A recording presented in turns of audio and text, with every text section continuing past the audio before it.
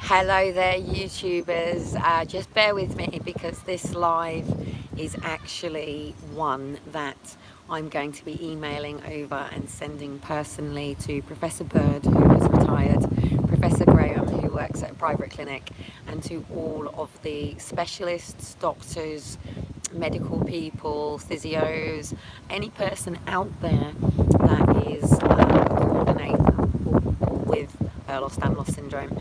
Now, unfortunately, I haven't got my headphones in, so it might be a bit windy and it might come up on the live, and I apologise for that.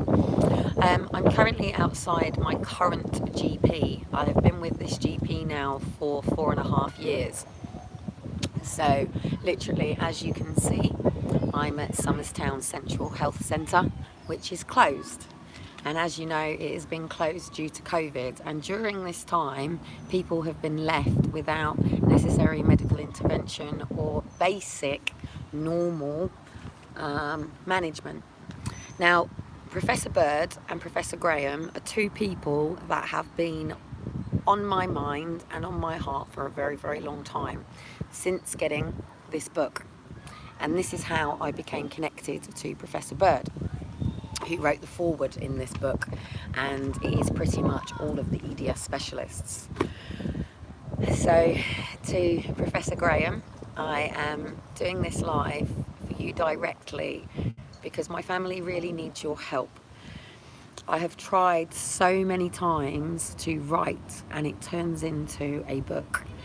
This live may be slightly longer than usual because I want to talk about my journey. I talk about the whole problems within the system, but because of my draconian gagging orders and because of other people out there, I felt that it was better to talk about the bigger problem and that we were all getting caught up in. But I have to think about me now because I have been pushing myself, burning from both ends of the candle, and it's been a very, very, very long journey for me. So I was born here in Portsmouth. I wasn't raised here. I was born when I was 16 and father slightly older, and I had obviously both sets of parents. When I was born with a genetic mutation, which meant that my body subluxed, dislocated, and didn't reproduce collagen in the same way. This was never ever something that was looked at. Now, I don't know what happened in that hospital. I don't really know the first 3 years of my life. It's something that my mum and family all have different opinions, different stories. But my auntie has said to me, it was very clear I was a floppy baby. Now, I don't really remember until I was about 7 or 8, and my dad used to run the local jiu-jitsu classes, and he asked me to take the lesson for him, the warm-up, and I just went down into box splits. I pretty much lived a very hypermobile life. I was the kid that could put her feet in her mouth. I was the kid who could put her feet around her head. I was the kid that could do really weird things, turn my eyelids inside out, doing all my knuckles, pushing all my fingers over. And as a child, all I would get is, don't do that, or stop cracking your knuckles. If you do that, you're gonna end up with arthritis. That's all I ever used to get. When I was about 9, 10, I started to get real problems playing netball, probably even younger. I was always sports. I was part of the athletics team. I played for my county. I was part of the netball team. I played for my county. I played football. I competed in football. It was fun. But I was always getting injured. I was always bending my fingers back. I was always going over on my ankles. I would always twist my knee. And everyone would always used to sort of say, oh, you know, Kelly, you know, you're an absolute nightmare. You're just a, what was it they used to call me? Hypochondriac. That's what they used to call me, a hypochondriac. Because I would say that my hands hurt or my fingers hurt. And then I think when I got to sort of, it was so ignored through school.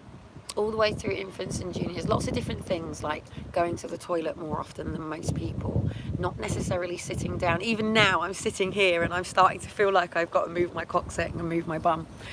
And because obviously at school I had divorced parents, whenever I would say anything, people would say, it's attention seeking. She's attention seeking. It's because she's got divorced parents. It's because of this, it's because of that.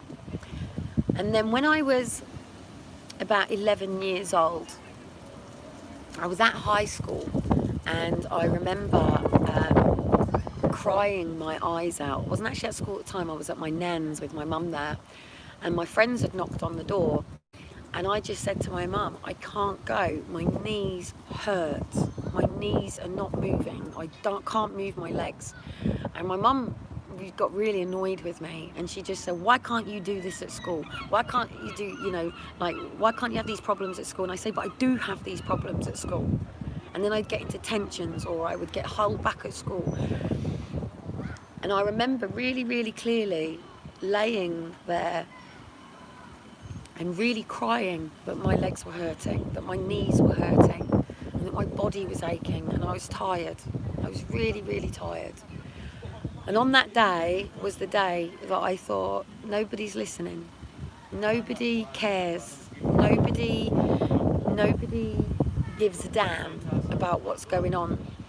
And I hurt, and I remember playing football once, and I went over on my back, and I ended up getting taken into A&E for my back, and I'd complain about my back, and everyone would say there's nothing wrong with her.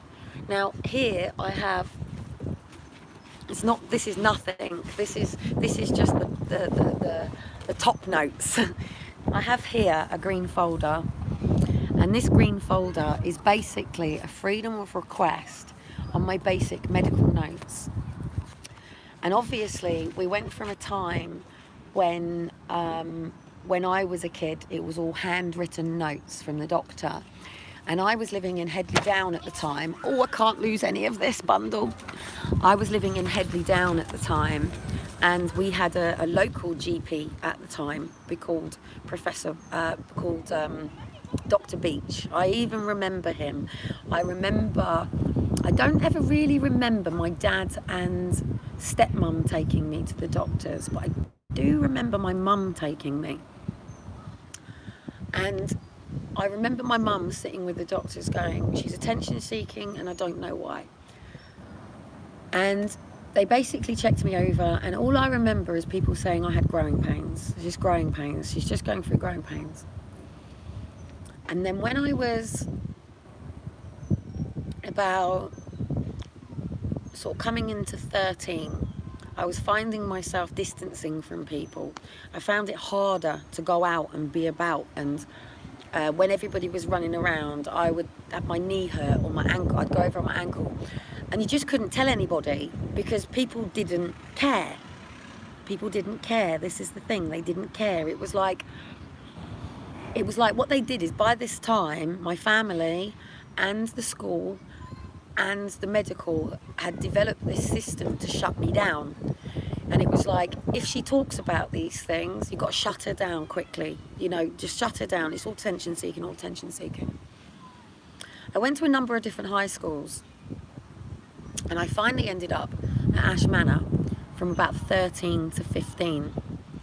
And I would play netball, and I'd sprain my ankle. I would, go over my fingers, sprain my fingers. My neck was always hurting. When I turn my neck, it sounds like something on a hinge, and it goes. So when I turn my head, at the moment I'm just coming through healing. So if I was to sit there and, literally just turn my head, in here it goes, and I can hear it in my ears, it goes.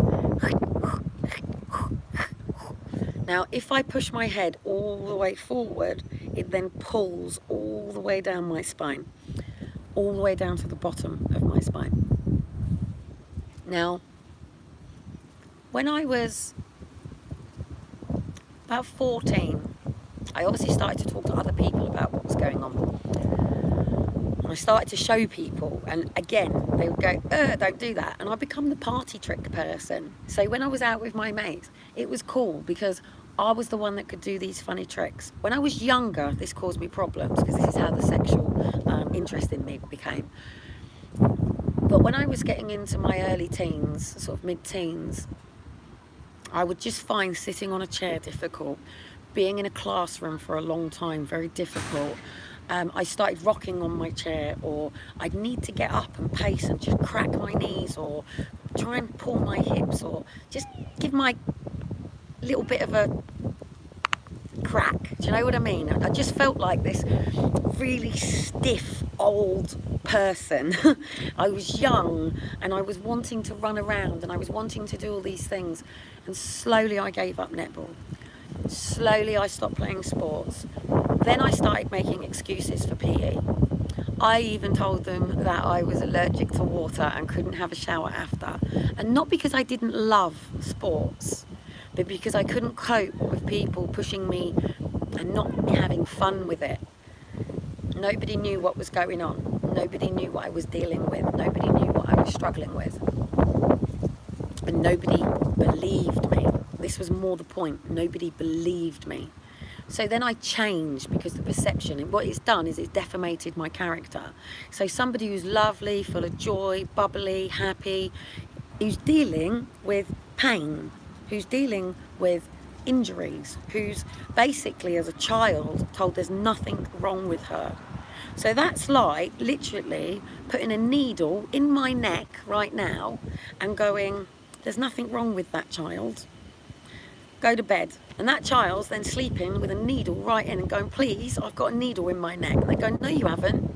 Yes, I have. No, you haven't. And I'd go to bed crying. I spent a lot of time going to bed crying because nobody believed me. And I didn't understand why the people around me, who were meant to be the people who cared for me, who were meant to be the people who loved me, kept telling me that there was nothing wrong with me. And I find within my family, it's all about being strong. It's all about being a rhino. It's all about dealing with things. Pack up your troubles in your old kit bag and smile, smile, smile. Whatever you're dealing with is not real. Don't worry about it. Think positive and it will all go away. Well, it didn't go away. It didn't go away.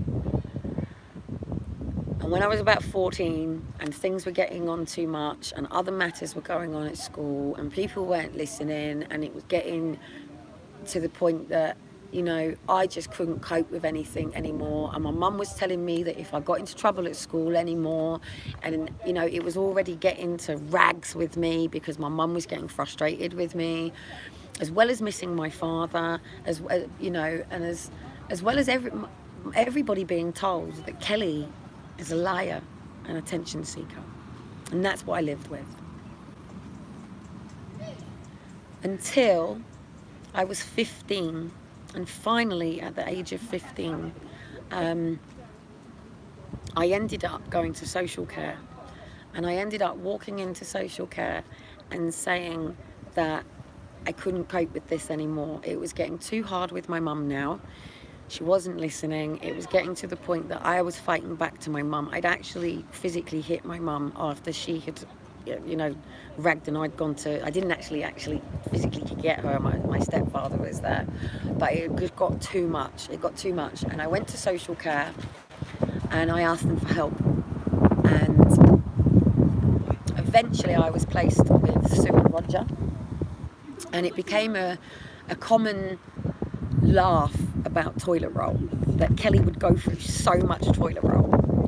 And what people didn't know is I was struggling to pass bowel motion, and I was having to sort of put my finger in and help pull at this time, and people didn't get this. And it's something that not many EDS people talk about when it comes to this sort of stuff, because people don't understand that our bodies don't work in the way that most people's would work. So Sue and Roger started taking me to the doctors, and I got put onto steroids, and we got told there is something wrong. We don't quite know what's going on. Maybe it is tension seeking, but maybe And then it was going around, she's just hypermobile, she's just flexible, she's just going through growing pains again. But they still put me on steroids, and they still started pressuring me onto medication.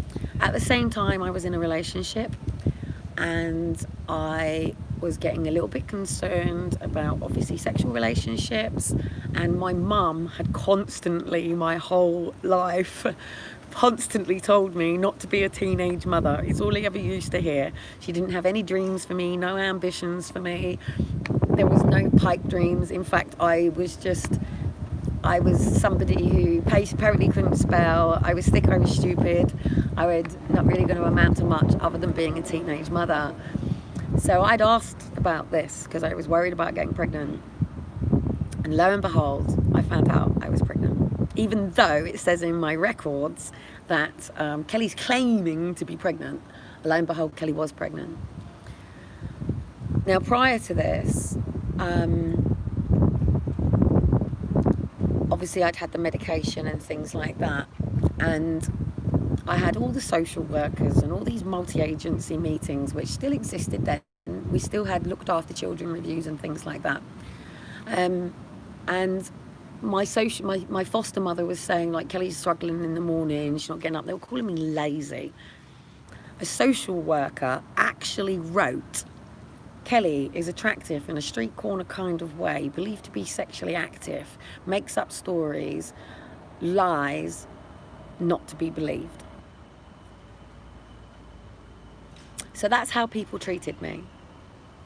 I was told that because of the medication that I was on, that my child would be born with a cleft. And because I was 15, I wouldn't be able to manage with this, and they advised the termination. I didn't want this. I cried to my partner at the time. I tried talking everybody around. I now know, since seeing my record as well, they'd priced up every different thing. My mum had made it very clear that I couldn't go and live with her and I would have to deal with this myself. Foster carers had made it very clear that I couldn't stay there with the baby. They had looked at mother and baby units and it was too expensive, or there wasn't ones available. So the ultimate decision was to terminate my baby. So I literally came around from theatre crying my eyes out. That day, when I got home to my foster parents, all I wanted to do was talk to my mum. And because there was all these rules and regulations and communicating with your mum, they wouldn't let me. So I stole the phone and shut all the doors and rang my mum. My mum came and she pulled up outside in Recklesham in Farnham. And she wasn't emotionally available to me. She just told me about something that she had gone through, which was obviously similar. And I just wanted a hug. I just wanted to cry. I just wanted to cry on my mum and let all that pain out, and just for my mum to say, like, it was the right thing to do. It was okay. It's the right thing to do. You didn't kill your baby. You know, it was the right thing to do for you at this time. But after that, I had a lot of jaw problems. I didn't know at the time. It's because I'd had a tube in and I'd been intubated and they'd bust my jaw. Obviously with dentists, I've had this as well. When I was 13, I broke my front tooth, and the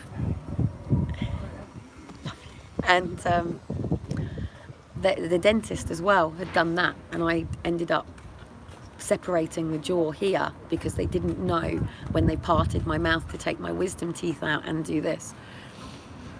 And then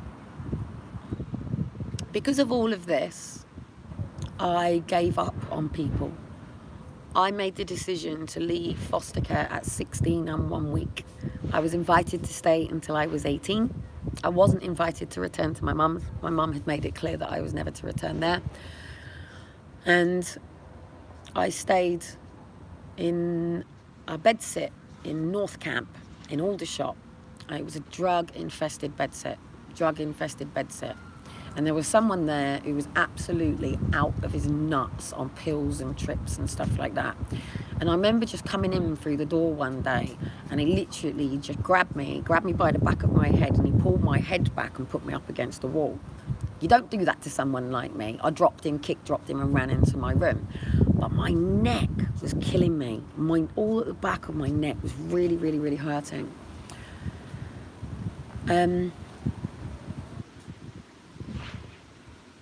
I got up, I went to college. I've always found mornings really difficult. The way that I describe it is, I'm not a drinker, but I have had a hangover. And it's like waking up as if you've been in the gym for 5 days, solid, and you have every muscle ache, you have every aching within each of your body, and you just feel like you've got a hangover. And it's like the glow sticks that you get at clubs, and you've got to crack them to be able to get them to glow again. So when I used to wake up in the morning, that was my battle every day. And I would get past it, and I'd have to do all these weird things, and I'd clap my joints, and it'd be like, oh, crack, crack, crack. And people used to say, you've got to stop cracking your joints, you're going to end up with arthritis. And it was like, but if I don't crack it, I'm like this.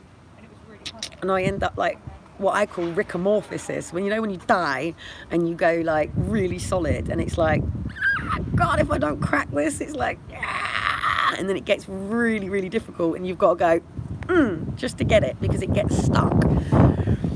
And when I was in the bedsit, I was also at college. So I had a lovely tutor prior, because I got expelled from school, by the way. I got expelled from school because they failed to do a network meeting, and I would have a little tear.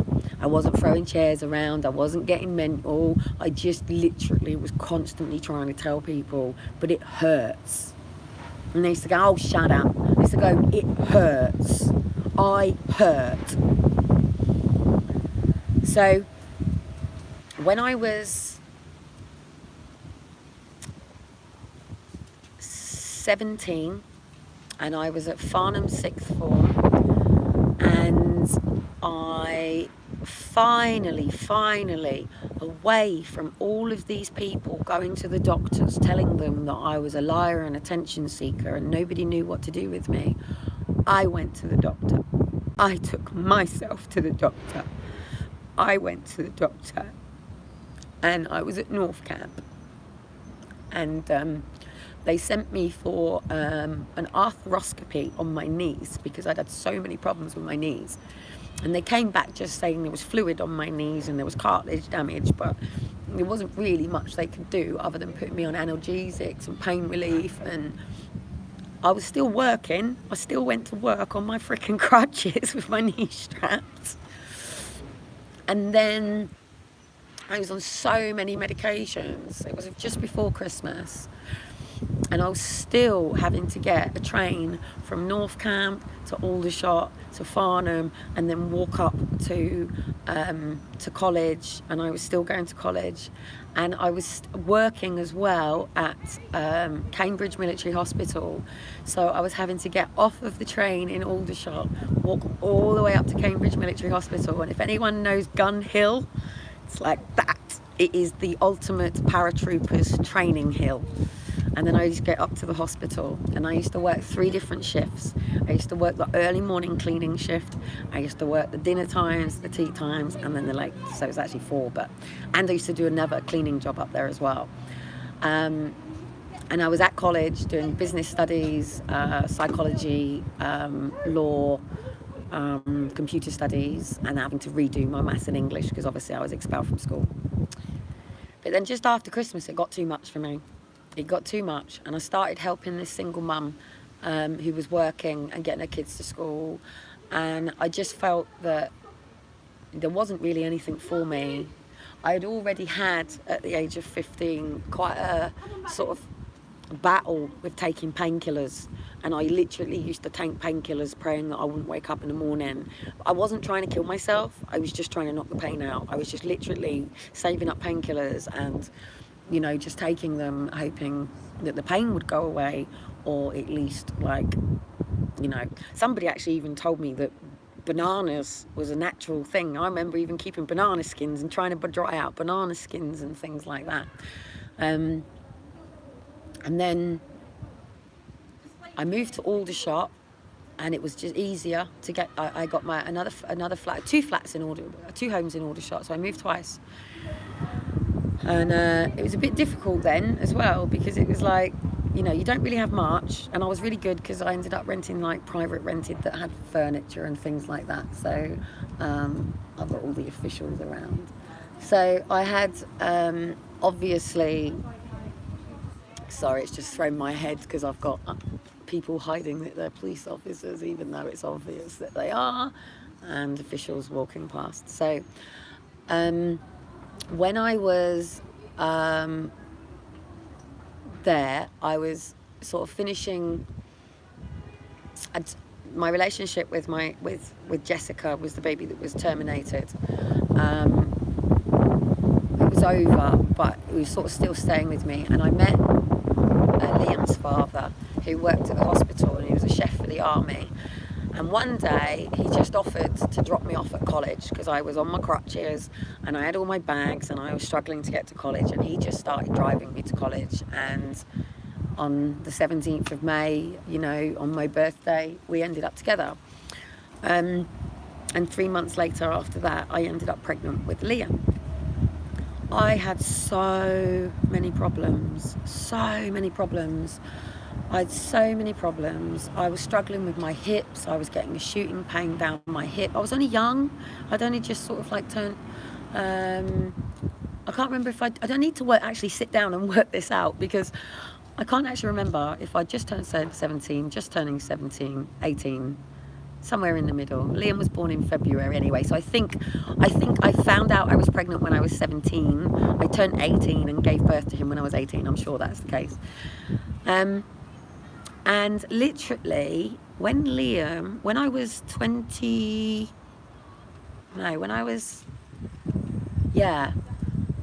about 20 weeks pregnant, I hemorrhaged and sort of went into labour. And then it all stopped. I went into hospital and they actually thought I'd lost the baby, and then did the scan and said, no, baby's there. And then I had a lot of problems. I was bleeding, I was struggling in my cervix, I was getting lots of shooting pains in my cervix, my shoulders and my back and everything was struggling. And I was very, very, very much struggling with my ribs. Baby sitting up, every time he kicked me in the ribs, it was hurting my ribs. My heart was under a lot of pressure, my breathing was struggling. And I just stayed in bed most of the time. In fact, my mum became really good then, because she would send my sister to my window to tap on my window and throw me through a Burger King so I would eat something, and James would cook. And I was just tired. All I wanted was ice pops and Cadbury's cream eggs. When Liam was born, he was born with a cleft, and he was born with something not quite right with his shoulder, but nothing was ever picked up on it. It was me that was saying there was something not right with his shoulder. When he was about 6-7 months old, when they're just sitting up, I kept saying to the health visitor, there's something wrong with his shoulder. I said, look, watch this. And I sat him up on the floor in the living room, and I put the toy on the right side of him. And he leant over with his left arm to pick up the toy. And I said, look, he's not using his right shoulder. He's not using his right arm. They were like, have you picked him up? Are you pulling him? Are you doing that 1, 2, 3 thingy-majig? I said, no. I said, I can't do that with him, because when you pick him up, his hands move, his shoulder pops. And they were like, no. So the health visitor rang the doctors and arranged for me to go to the doctor. And I took Liam to the doctors. He was about 6-7 months old. It's when they're sitting up anyway. And they'd already rang social. They'd already rang police. And I kept saying to the doctor, it's not me, I haven't done anything to him. done anything to him. And I said to the doctor then, I said, look, there's something wrong with my son's shoulder. And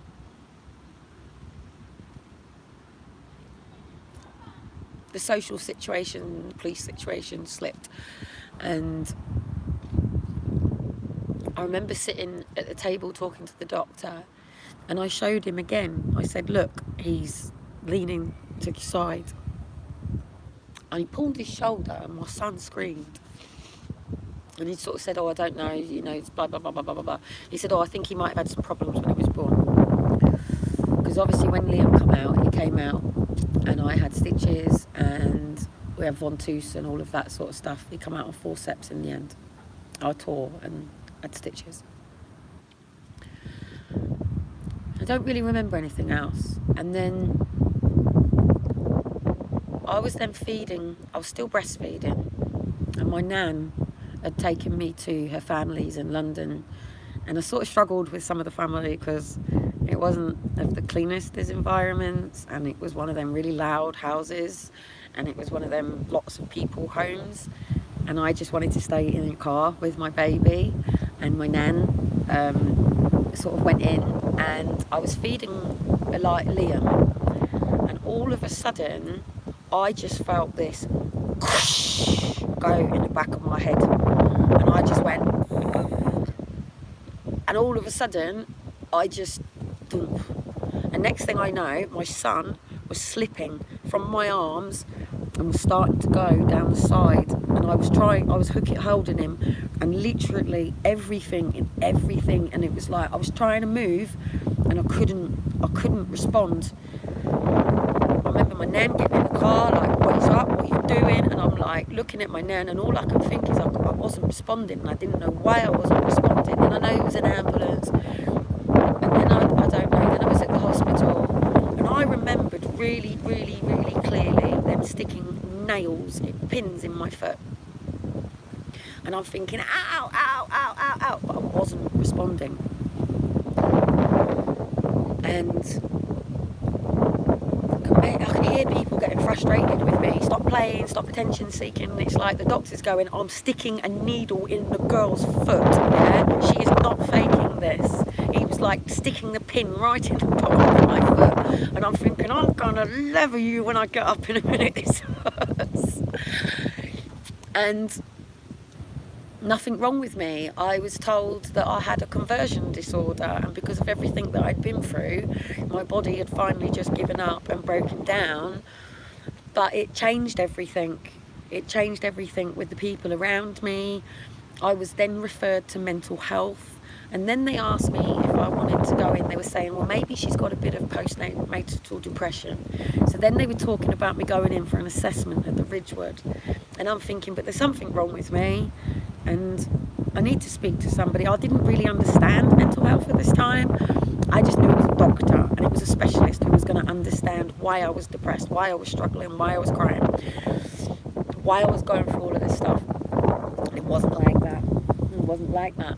I was put into this padded celled unit place with rooms, and there was a ward, and then there was a private ward, because obviously I was still breastfeeding at the time.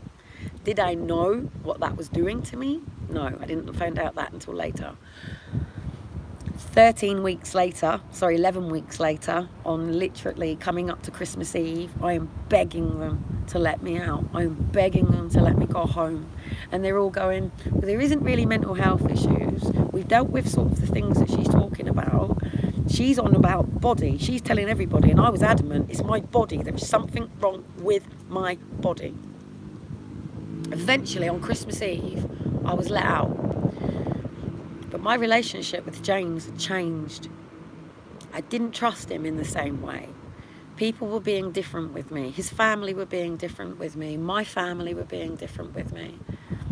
And I just literally got on with my own world from there. No mum and dad around me. My mum sort of popped around, and I spent time more with my mum probably in this chapter of my life, because she had a daughter, and she had my sister, and I had Liam.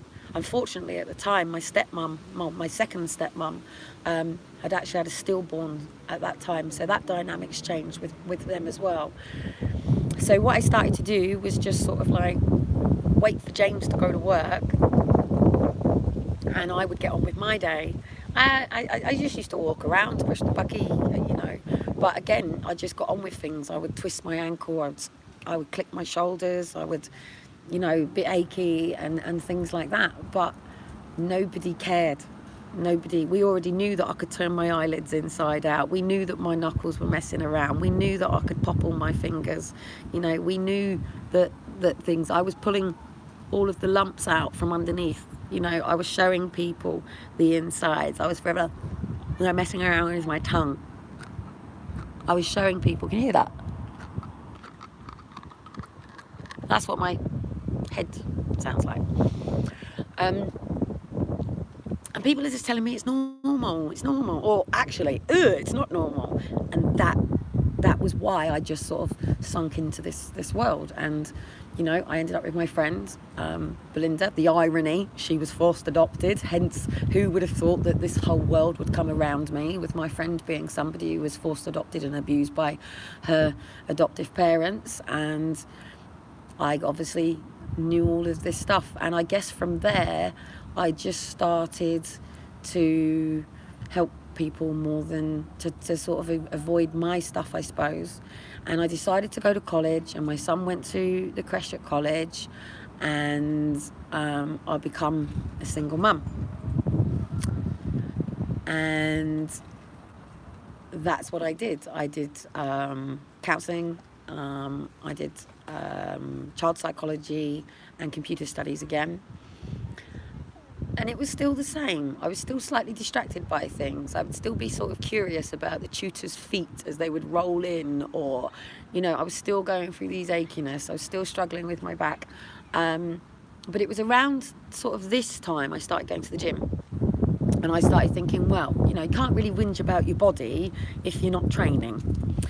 But it was also about this time, I was like, I'm going back to netball. And that's it, I'm going back to netball. And I joined a netball team, and James used to come up and watch Liam, or the girls used to have netball. But it would be the same. I would jump down to a ball and my leg would go, and it would shoot from my foot and go all the way up. I was getting shin splints. I was going over on my ankle. So I thought, cool, let's get better shoes, yes? Let's get proper netball shoes so I don't go over and it's got, you know, let's get ankle sort of supports in, you know, and I won't be doing all of this, and maybe that's all I need to do. And it just got too much. But I kept going. I still continued to play. And then I met Grahame. I was dancing at the time as well, because I had a good social network as well, and because I was separated, James was having little ones, so I was starting to go out and things like that. But I was too knackered, I was too exhausted, and then I'd probably sort of want to sleep for 3 days. But when your baby's young, you can do that. You can't do that when they're getting to toddler's age. It's a bit different. But I was driving illegally at the time. In fact, I think I drove illegally for 3 years. It will all be in the book. I did get caught. I did actually get let off.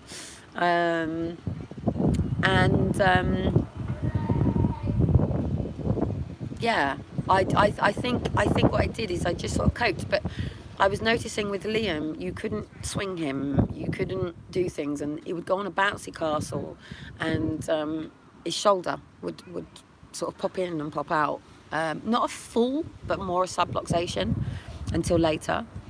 And he was the same as well. His body sort of felt the same. And then I married Grahame, and it was around the time I met Grahame, my mum had already mentioned to me that she had been diagnosed with Ehlers Danlos syndrome in her feet. And I was like, okay, cool. And at that time, I had started to sort of come around it, and I was starting to learn things, and it's like, but my mum didn't take me to the doctors or anything like that. So And it wasn't at a point where you could just go onto Google and research stuff. And I had, my mum makes me laugh. I can remember, because I was pregnant, Grahame brought me home a pair of his theatre trousers, so it'd just be comfortable for me.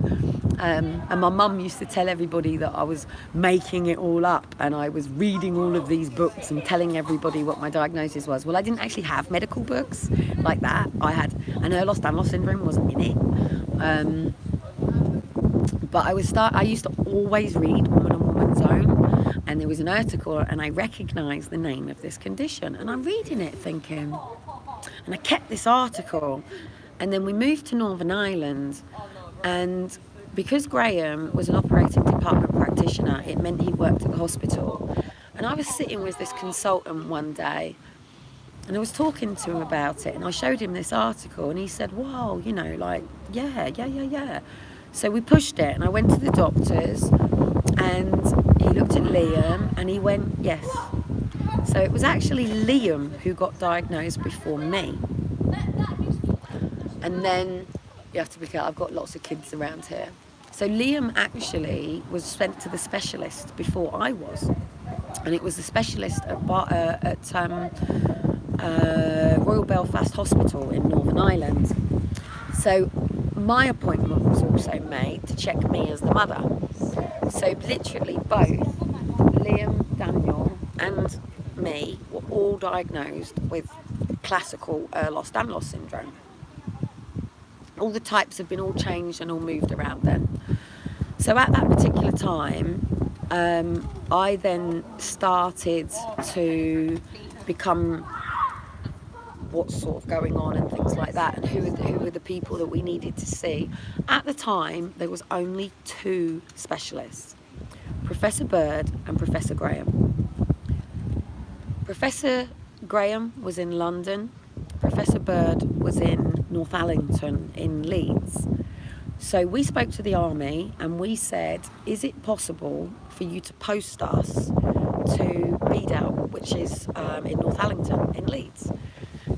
Funny enough, I'd spent a lot of time there when I was a kid because I was moved in with my auntie. So we wrote this whole medical thing about my condition, what was going on, what I was dealing with, how I was feeling. I was starting to have wrist brace on. My family were then complaining that I had wrist braces on.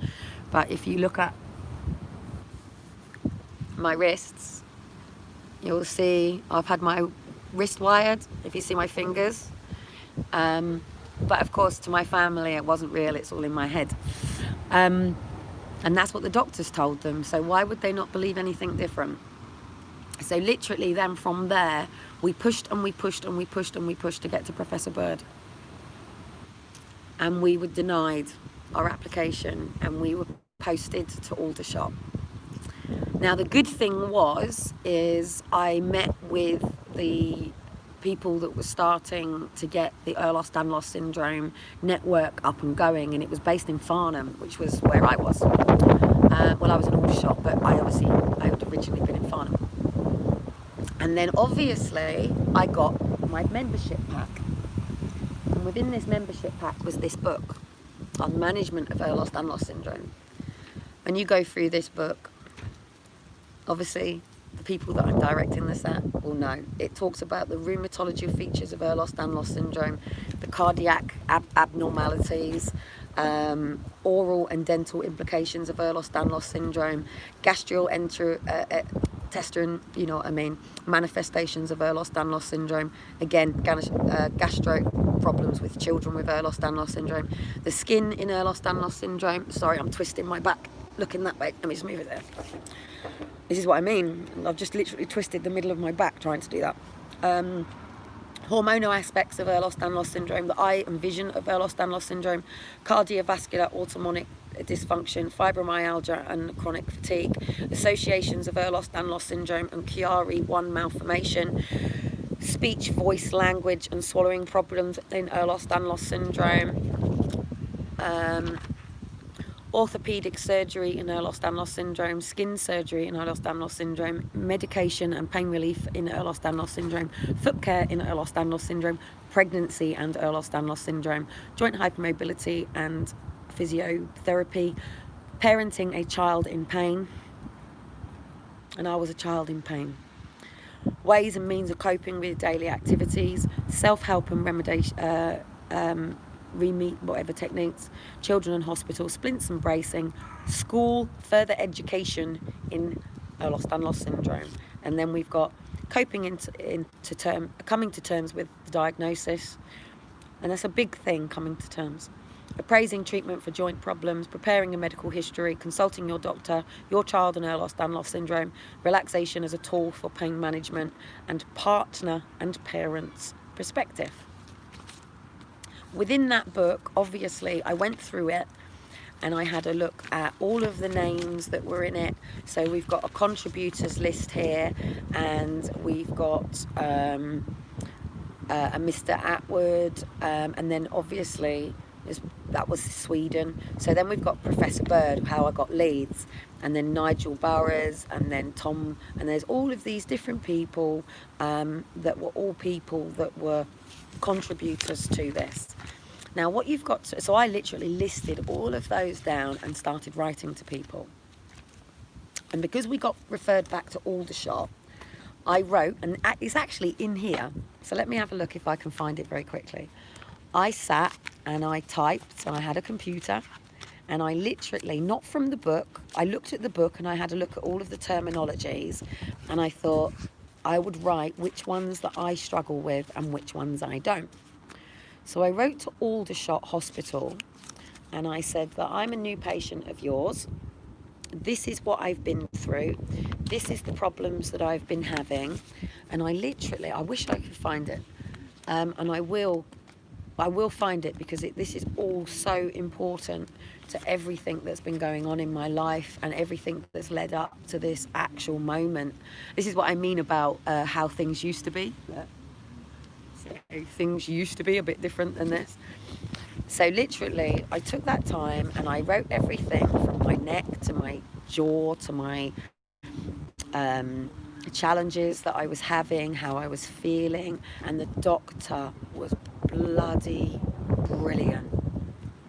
Bloody brilliant. Dr. Campbell, absolutely brilliant. He was absolutely amazing. Oh, hang on, look, I've got here, look. This isn't it. Discharge summary. The 16-year-old patient was routine admitted on the 21st of the 12th, 2004 under, for an arthroscopy of her right knee. She had experienced several recent episodes of painful knee and locking without any preceding trauma.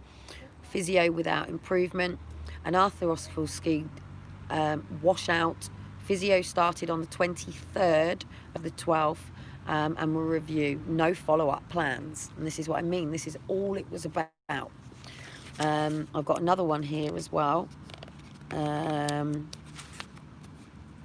This young lady has a locked knee for the last 2 weeks. Examination of the knee shows that the last 10 degree of extension is extremely painful and unachievable. The tests for meniscal injury indicated a problem with a medial whatever. I arranged for her to be admitted to hospital on 21st of December for an arthroscopy. Keep you posted. I saw this lady in a fracture clinic more and more and more. She's got a cool knee with a grade of 1-2 joint infusion. Mary's test negative. The joint is stable at the time and suspected a medial meniscal injury. However, I've put her on a course of physio and review her. I think this might actually be the letter. Have I just found the actual letter? No, another one again for my knees, more for my knees, more for my knees. Here you go. Just while I've got this here and people say this isn't true, because it's not actually in my medical records. It says here, it's not in my foster care file, but it's in my medical notes. Thank you for your note on the 24th of June. Although I was not involved in the referral for termination, my reading of the letter is the above patient was admitted for a straightforward vaginal termination of pregnancy at 9 weeks gestation. We have no information to suggest that there was anything but a straightforward VTOP. Presumably, if anything appears on history, it would be informed. It does come to light, I will let you know. So it says here, I'm pleased to say that your colon examination was entirely normal throughout. I was very sorry to hear about the end result of your pregnancy. I'm going to find out from your doctor a little more about what was found in the fetus. But for the meanwhile, there is no abnormality to treat your colon, so I hope it settles down without further investigation. And at the bottom it says, a handwritten alert should make an effort. I'm very sorry to hear this girl has required an abortion and has a deformed fetus. She said at the examination it was attributed to the steroids. This is what Social had told me. I would be very interested to know if this has been the opinion. I'm slightly disconcerted by finding a completely normal colon when the history tended to some hemorrhagic change. I gave her prednisolone from the 3rd of the 6th, 94, and I would be interested to know the timing of her abortion, whether it was considered that this dose of prednisolone was the fact that a proactive agent, and the colon view is absolutely normal. So I would leave it and see. Anyway, yeah, look. This is what I'm saying about me having all of the evidence. This is so important, and I need you, Professor Grahame. I need you to go through all of this stuff and prove what's going on. This is, again, thank you for referring this youngster for antenatal care. I got the message she wished to have a termination. I've seen her with her foster mother today, who is in fact a patient of mine. Kelly has long thought about this. This is an unplanned pregnancy, and she initially continued. But being her particular circumstances, when she was due to leave her foster care home and go to college to retake her GCSEs from September forward, I think it would be inappropriate. I agree with her, and she has made arrangements to be admitted to in 1 week for a vaginal termination. So what I'm saying, that's 2 different letters, yeah? It's 2 different letters. One implying that I'm going for the termination, another one being told that I'm being told that the medication has made my child thing. So anyway, just to remind myself, I was given a termination on the 16th, or maybe the 17th. I was discharged on the 16th of June, 94. Again, Kelly has a recent colonoscopy for bloody diarrhea. She continues to occur, but her endoscopy was normal. Stool cultures had been negative. Biopsies taken from the calcium and thing were both normal. We were at a loss at the moment to explain these symptoms, but she doesn't seem to be unwell herself. So we know why we have these problems now, don't we? So anyway, obviously, I'm pushing now. I had another one done on the 18th of May, so I spent my birthday. Here's another one again. The only swelling I could find under Kelly's jaw was a slightly enlarged lymph node since her hematology was normal. I have reassured her mother that there is nothing to worry about. When I go through all of this, it's going to be crazy. Kelly is over 13 years old. She has had recent illness, probably over a couple of weeks, characteristics by diarrhea times 5 per day, getting up at night and passing some blood which is darker than red, but not specific in any regular upon this. She was also had preumbilical and cervical pain associated with it. There is no history, and all other family members are well. Physical examination of neck and abdominal is unremarkable. Digital rectum and sigmoids to 14 centimeters, also normal. There is also an amount of water fluid in the rectum. I have taken 3 cultures of thing, blah, blah, blah. My mum then just told me I had flu in the bowel, basically. But here, look, this child is nearly 12. For 1 month, she has been complaining of pain in her left neck. Here we go. No more. Thank you for asking me to see this child. She is suspected by her parents to have a convent squint or something. This was not apparent when I saw her this morning. That was my mum that actually had that. Normal investigations, blah, blah, blah. So basically, I'm just trying to get to see if I can actually find that letter. So we've gone through all of this stuff. Now here we go. Here we go. We now get to me and Liam here. Look, it's all here in here. Consultant rheumatology, Kelly Cottam, Liam Cottam. This is us in Aldershot. Diagnosis, benign hypermobility syndrome, Ehlers Danlos 3. Now this has been changed. Thank you so much for asking me to see Kelly, age 22. So how it's then got 10 years later to all this wrong. And Liam in genetic clinic today. I agree with Professor Norman, diagnosed of benign hypermobility syndrome in both of them. Kelly has always had a problem with her joints. Knees and ankles were worse as a teenager, and it is now her upper limbs and joints. She has soft velvety skin, which is not stretchy, but it is actually now. She has few slight stretch scars on her knees, but no tissue ones. She has no stretch marks. I do note that she has lobeless ears, but there are no varicose veins I have now. And she has a normal nose, and her eyes are not deep set. But she does have a prominent vein on her forehead because they've been looking at vascular with me.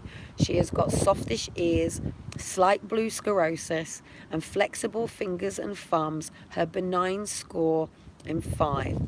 Her labour through she went into premature labour were ultimately 12 hours with Liam and 5 hours with brother Daniel. Liam has a cleft palate repair which has healed well without scarring. He has a nice straight thumb on writing, but it does sub-locks.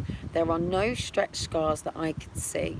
His benign score was 8 out of 9. His right elbow was normal, but his right knee is improving. His arthritis in his shoes in past, and his mother is very keen and doesn't seem to have the same problem. Obviously, it would be Liam that I would be looking after in the future, but the advice would be useful to the mother. So this is just normal stuff, like it says, I will be sending Liam for a follow-up appointment, prescribed him with medical arches, physio, find out about vitamin, 250 mils, and lots of different things, swimming. This is all the stuff that I'm going through again now. His ankles would be best supported in boots in the winter, baseball type trainers for PE, Suncell shampoo, arnica, and that was Professor Howard. So we got to see the main people. So we were diagnosed, that's it. That was 22 years of wrongful diagnosis and battering by social care and mental health. I thought this would be it. I thought this was the end of this situation. We then have this patient attended this department on the 17th of the 6th, 2008. Present complaining, hip, back pain, hip x-ray, soft tissue, bucks not replaceable, no prescription. Your patient was discharged from the department and we have advised them to contact the surgery. So basically people are now saying there's nothing wrong. So we're going back. So fine, oh that's Liam. So Kelly was recently booked into antenatal clinic as an estimation date on the 14th. So he was due 14th of February. This will be her 3rd baby. Oh, now we're going into... No, it won't be it will be my 3rd baby. In 2016, she had a assisted vaginal delivery with a boy with the weight of 6 pounds. Blah, blah, blah, blah, blah. Evidently, the first child, Liam, has a diagnosis of Ehlers Danlos syndrome. He was born with a cleft lip and palate. Where is it?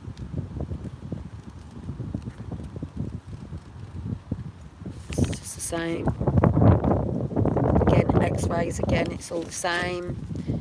Look, it's all thumb rays, spine head rays, hand x-rays, They gave me Coldamol, discharged the patient, coloscopy, smears were taken.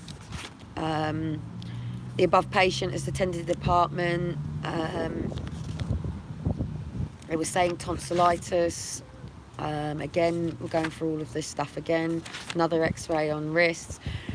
I reviewed the above patient at A&E today. The patient is suffering from Ehlers Danlos syndrome, which has already been diagnosed and is receiving treatment from Wrightington Hospital. So by this time, we'd left Aldershot and moved up north because we felt my mother wasn't supporting me, that we would go where Grahame's family was.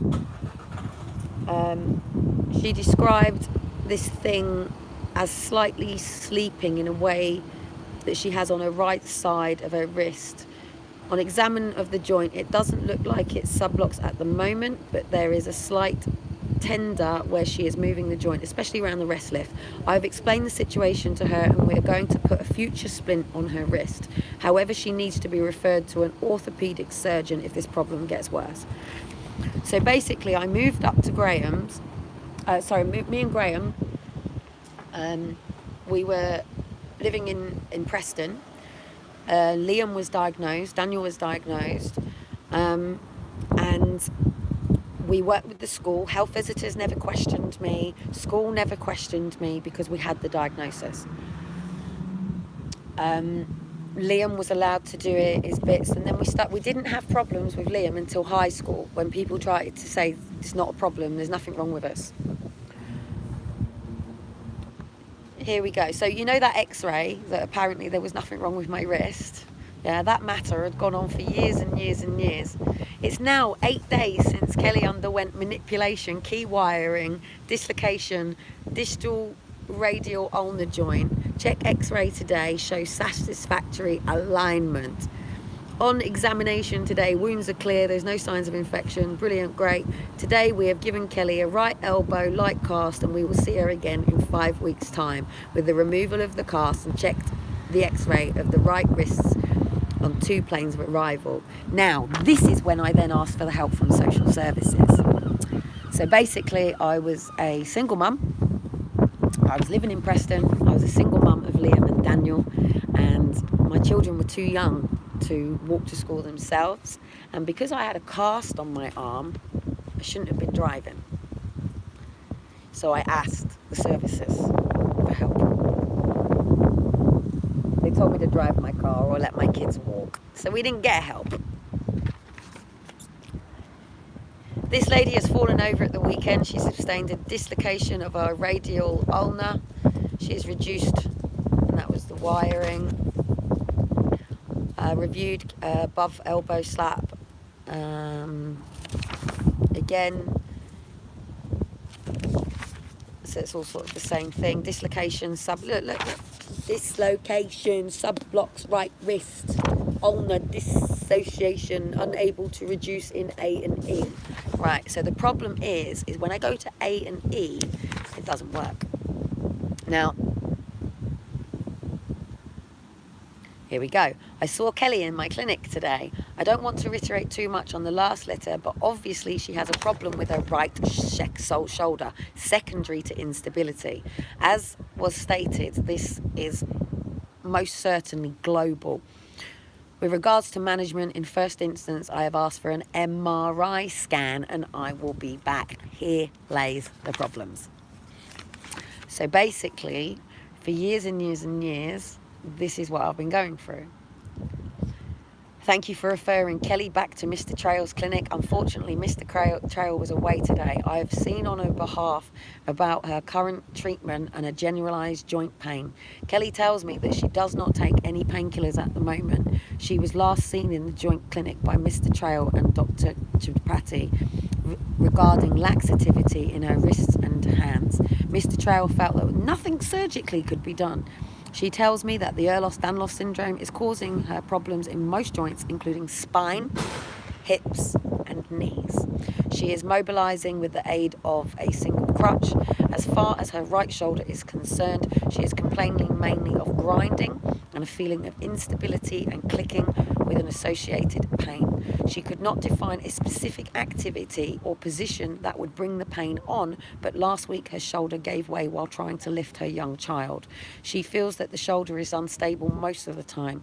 On examination of her full neck range, she has full and free pain activity towards flex adduction of both shoulders. She has external rotation of opposing 90 degrees. Just gets into all this technical stuff. Just all this technical stuff. It's just pages and pages. In review of this Ehlers-Danlos syndrome lady, she does have a degree of multi-directional laxity. I could not detect an obvious instability today, but I have asked her to return to the clinic in 6 weeks. I then actually become a study for these people.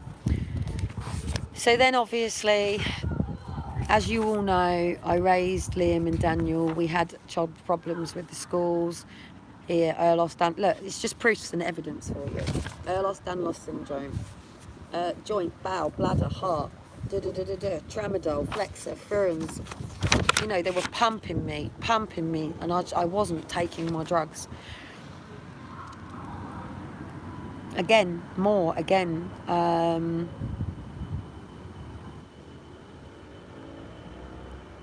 Thank you for your conversation on Friday. I write in regard for my permission for my patient Kelly Cotton.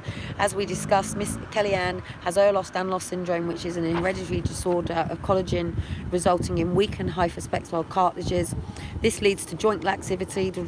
I do feel that Kelly would benefit to study within education, but I do not feel that she is exposed to any more risks in this environment than in general activities today. I feel there are concerns over resuscitation should larynx collapse are good, although genuine, unlikely to in the extreme. I do not feel that beyond good practice, specific or extraordinary measures so this was basically when they were expelling me from university because I'd had respiratory problems, and it was my doctor. Now this is when they took Elijah and Shiloh and said that I never graduated from university because I was expelled. I have now found that letter I was looking for. Here we go. There's half of it there. So half of it's here. So, I see her again in 6 months' time. Oh, look. I thought I never went through co-coagulation treatment. Oh, here it is. Your patient attended colonoscopy department day for co-coagulation treatment, and this procedure was carried out uneventful. I will write you again with the results of further management. That was called cervical cancer, but apparently it didn't really happen. There you go, it's in my page. I'm a liar. Right. I reviewed this lady in the clinic today. Her main symptoms is fatigue to the extent she requires a wheelchair when she's out and about. She walks with sticks genuinely and has splints in both of her wrists. From the point of view of a SCOPS, blah, blah, blah, she will have a 24-hour ECG monitoring, blah, blah, blah. I understand that she's having counselling for her chronic pain. Unfortunately, she'd had trouble with the police regarding possession of cannabis. Although we will review in 4 months should she cardiac investigation, blah, blah, blah. So this is how I got to know Professor Bird. I got to know Professor Bird because eventually I gave up all the medication and I went over to cannabis. So here we go. I would be very grateful of any help you could offer with the above ongoing care. She has extremely complicated past medical history. Summary is punitive diagnosis of Ehlers-Danlos syndrome. However, there are a considerable number of complicated factors. She has attended orthopedic rheumatology pain clinic evaluation in Chorley, South Ribble, together with assessments by Dominic Bray. She has also recently joined our list and has requested the formal development of care plan. As such, formal refer to Professor Bird at the University of Leeds, who I believe has a special interest in Ehlers-Danlos syndrome. She feels, as does Dr. Chatterpaddy that there is no further avenue open to her under local rheumatology care. Doctor in here, can you please read that and stop sending me to these rheumatologists, yeah? I'd be most grateful if you could, in view of the complexity of this situation, perhaps arrange to review the notes with me so I am appropriate referral could be made. I would be delighted to discuss the matter with you formally. Unfortunately, I'm absent until da-da-da. So this is my doctor, Dr. Reese, who was absolutely brilliant in Preston. Yet again, here we go. Back to hospital again, back kicked out. Back again with neck, back with shoulder, back again. Back again with wrist, back again. Here we go, yet again. All the same things. Now it's getting to the point where actually I fail to start going, and I'm like, what? Like, seriously? Hey, look, here's my chlamydia negative. I didn't have chlamydia. I had cancer. Look, negative. Yes, I have never had a sexual transmitted disease. Do you know that? So obviously it's such long, and I know that Professor Bird, this is not, I could do a really short one, but I really need people to understand what is going on. It's around this time as well that obviously I then go on to benefits. It's just letter after letter after letter of me going to A&E when they've been sub-blocked and being told there's nothing wrong and being sent away again and again and again and again. Miss Cottam attended today with further investigation to avoiding dysfunctions here.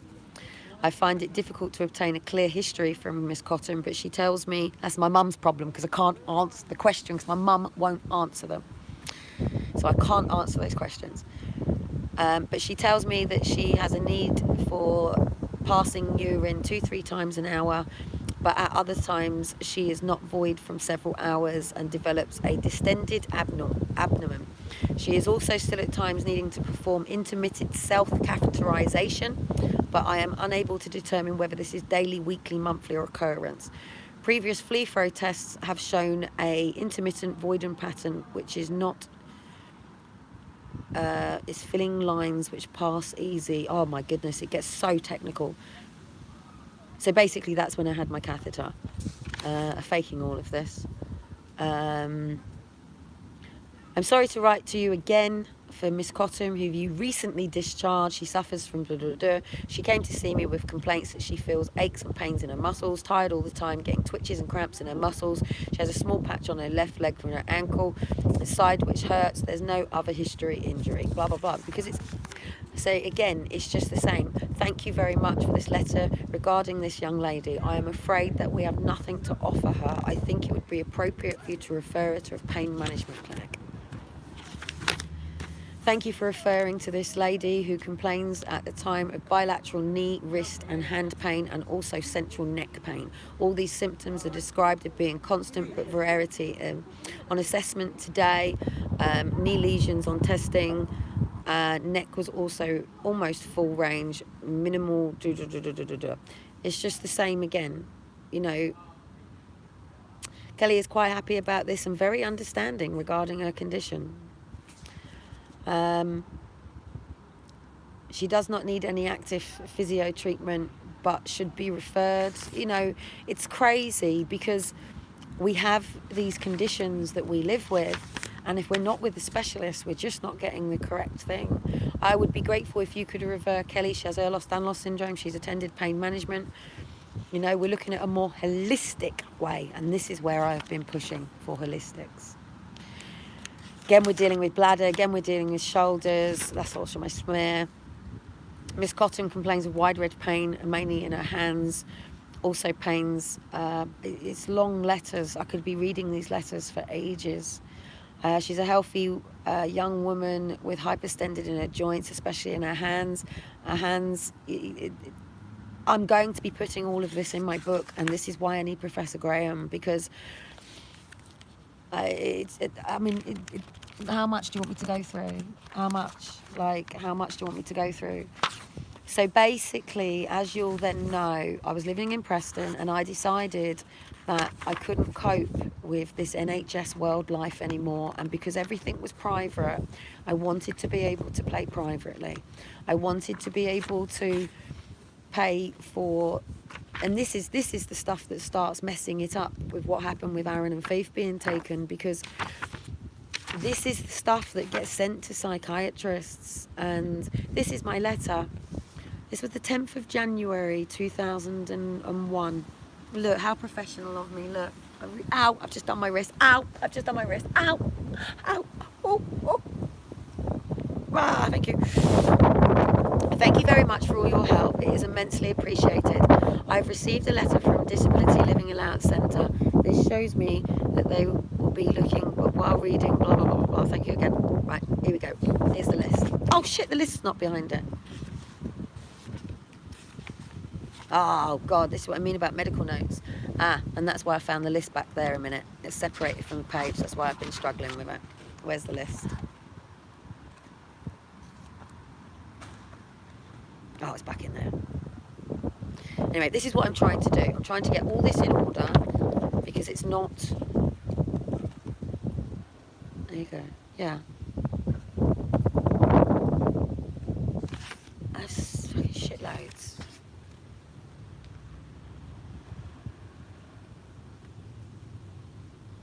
Look, here you go. More. Do you know what? It hurts me. It hurts me when I read all of this stuff because I've gone through what I've gone through, because I ask people... Oh, here it is. Oh, that's part of it. No, that's... Seriously, it's been separated into threes in here. It's got all the social security questions here. Oh, no, don't go. I can't lose that. I bet you that is probably one of the most important pieces of paper right now. Sorry, I've been sat down too long. My ankle's gone and everything. Now, I do believe... Oh, for God's sake, it's going to happen today to me, isn't it? I do believe that if this is thrown out of my paperwork, then it's obviously something that I really need now. The reason that I'm doing this, and the reason that this is probably a very long live, and it's very important, because I'm hoping that Amber may even transcribe this and send it over. Oh, I've just messed up my paperwork now, look.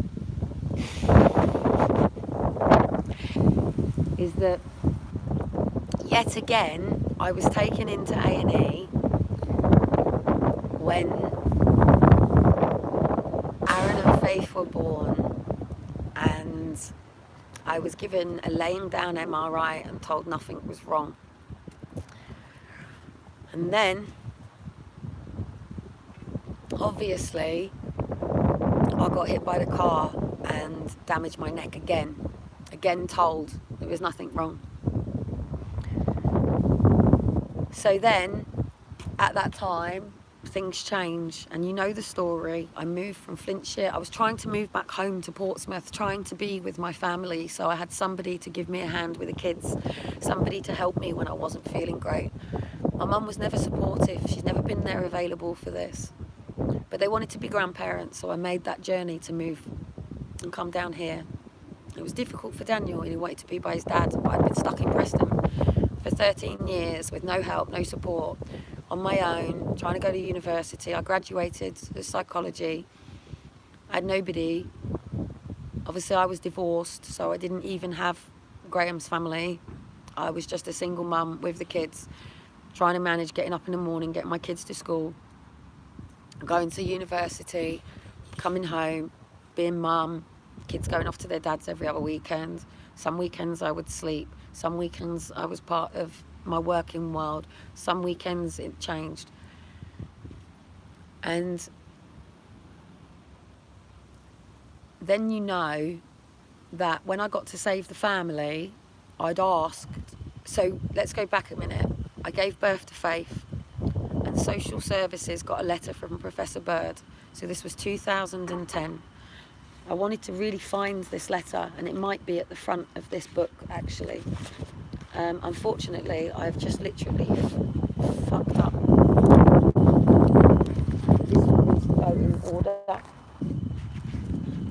And I think I actually have the letter at the front of this because it's got Faith stuff in it. And because I was pregnant with Faith at the time, Aaron, I hemorrhaged with Aaron, complicated pregnancy. So because I was pregnant again and I was considered a high-risk pregnancy, I was referred to Professor Bird, not because I was a person, an individual with problems, but because I was pregnant. He then said that I'd become a single mum and potentially need help and to write to social services. Children's social care don't support parents with physical conditions at that time. Adult social care, and everybody messed up. I got no support when I got home. So I was at home with Faith, with Aaron, with Liam and Daniel, dependent on Liam and Daniel giving me a bit of a hand because I'd slipped the discs in my back.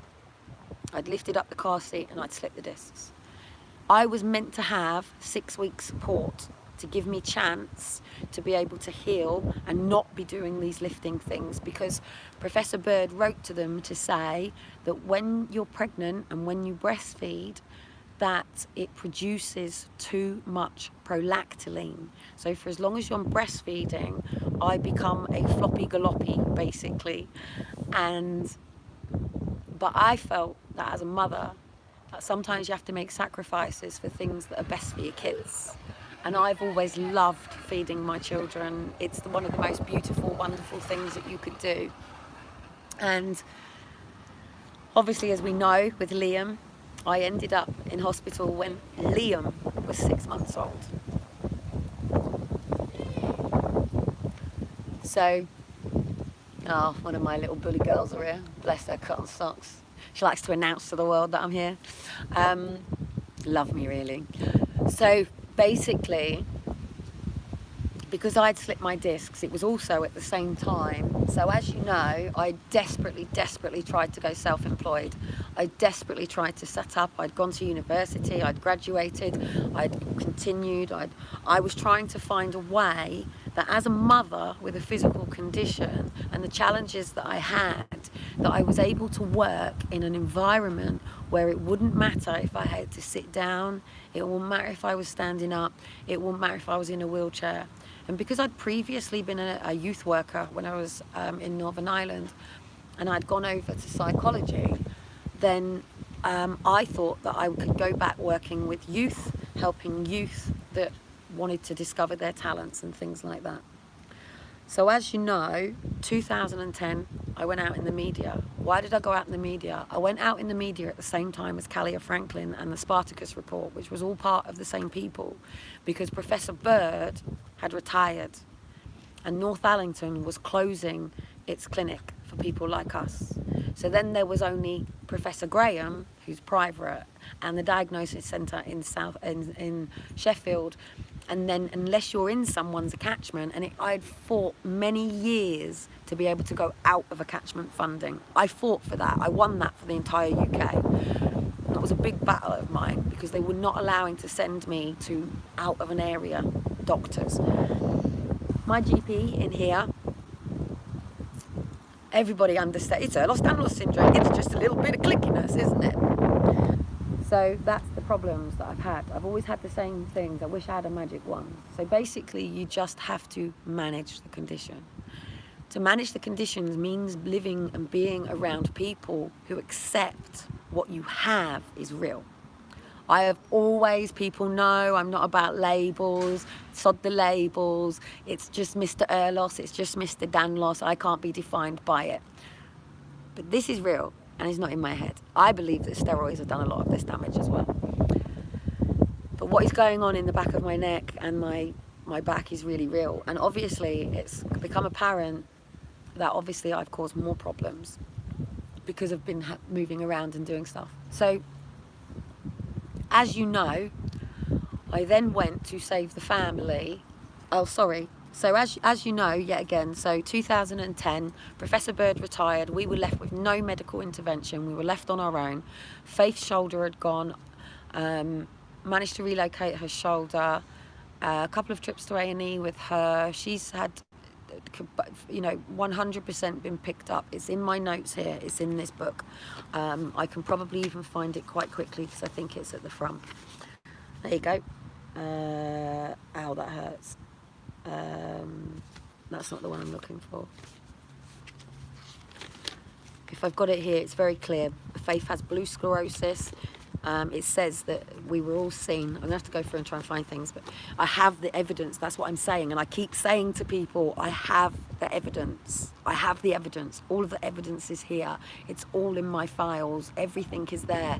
I am just literally trying to get to the point now that I can literally chronologically put all of my paperwork in the right order, and then put this date order to finish this book properly.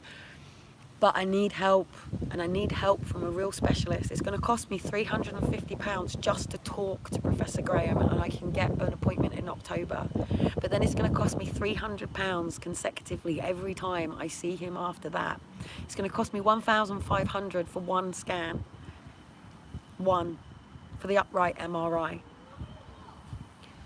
All I have needed all of this time is an upright MRI scan.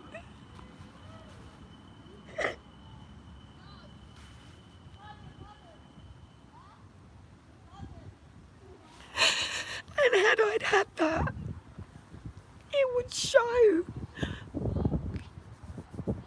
that I have a cranial instability.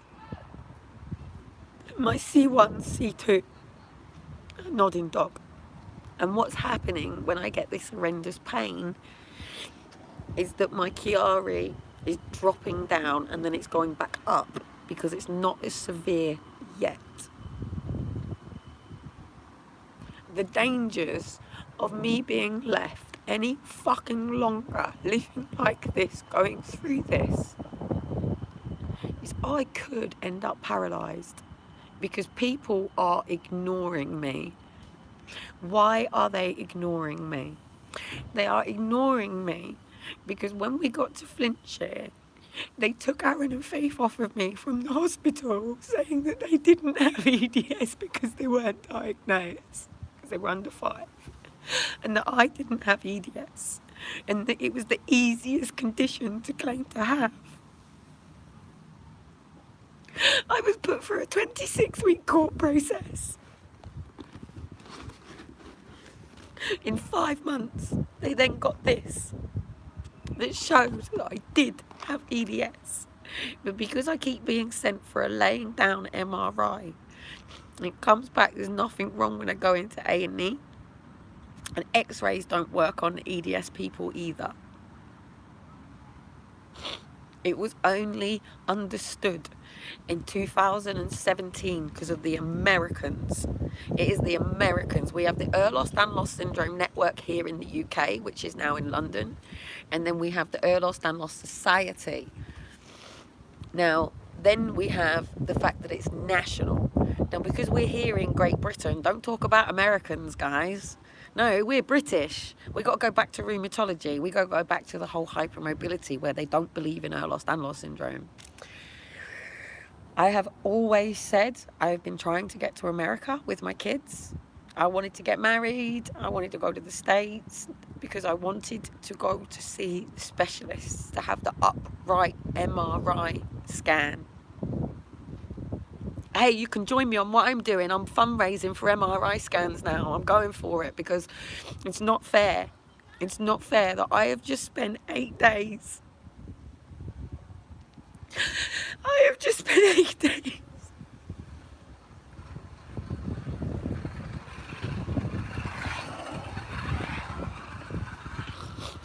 In absolute horrendous pain with my what would be the Chiari slips, and I know the difference because I end up with a bit of a stidgy thing here, and my callus down the back of my head hurts. So I know when it happens because I get a headache going all the way down the back of my neck. My shoulders start aching, so you'll see me doing this a bit, and I'll start doing this, and I'll start moving around like this. And I get nodding. If any of you have watched the 6 videos that I did when I told you my story after Aaron and Faith were taken, you'll see that after a bit of it, I end up going, and my head drops. Or you'll see me sitting here, and I can't actually hold my head up properly. Sometimes I have to wrap a towel around it just to keep my head up. My head isn't going to fall off. It's not going to come off or anything like that. But it can make me paralysed. And do you know what scares me? Who the fuck's gonna push me? Who the fuck is gonna look after me if that happens? I'll rock it, mate. If I end up paralysed, mate, I'll rock it. I'll still be the best fucking wheelchair dancer.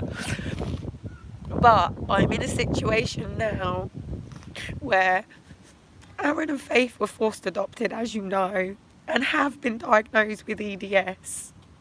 I have never had an opportunity to present this stuff because I have been carrying my paperwork around in desperation. It upsets me, it hurts me, it's very time consuming.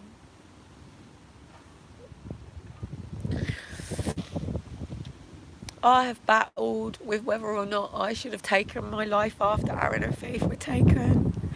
My relationship with Liam and Daniel was never the same. I wasn't mum at home anymore. They weren't taken from me, but mum wasn't the same when Aaron and Faith were taken. I'll never be the same. I will always have complex trauma now.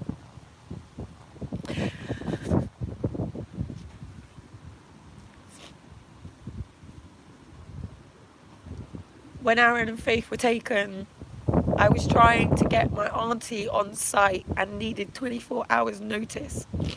They said if I ended up in A&E, I wasn't allowed to leave Liam on site with Aaron and Faith. So we were trying to get it in. So we were trying to come up with the emergency plan that I had in Preston. Going to A&E is not the answer.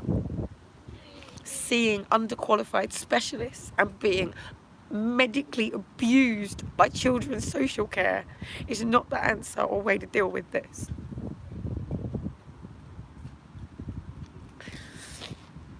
I'm an amazing mother. I just have to do things differently. I just have to schedule. I just have to have a structured management plan. And some days I just may have to watch box sets of films with my kids. School is not the best place for the kids. It's not. It's not. It's horrible. It's horrendous. They don't get it. They don't understand. People's fear hits in if they think this, or they wrap you up in cotton wool, or they then go, well, there's nothing wrong with them. They're running around playing. He's playing football. There's nothing wrong with him. As she cracks her ankle as it gets stuck. I need people around me right now that while I'm sitting on the floor now would realise that actually I'm going to struggle, and they put their hand up and they would know, you can't pull me by the things, you have to pull my arms down. So you can't pull me by the hands, because if you pull me by the hands, you'll pull my wrists out. So people that get it.